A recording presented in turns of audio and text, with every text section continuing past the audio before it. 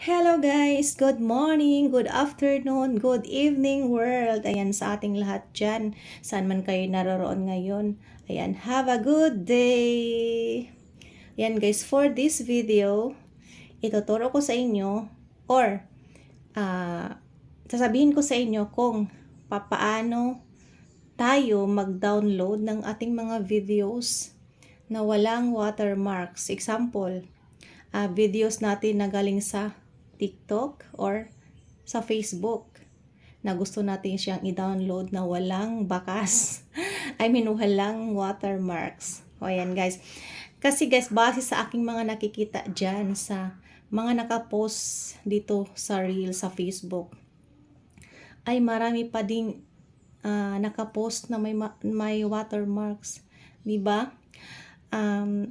Yan yung number 1 na ayaw ni Facebook na may nakikitang watermark sa kanyang wall, sa reels or sa long videos na may mga watermarks na nakikita. Ayaw yan, bawal yan ni Facebook guys, bawal yan ni Meta.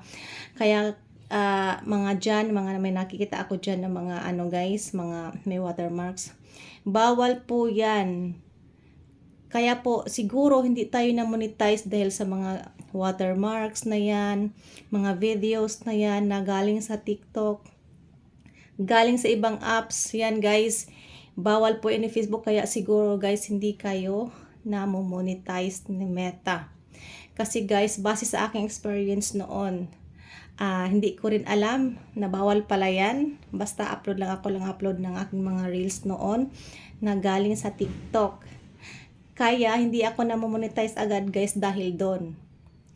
And ang ginawa ko noon guys ay pinag-delete ko yung aking mga videos na may mga watermarks.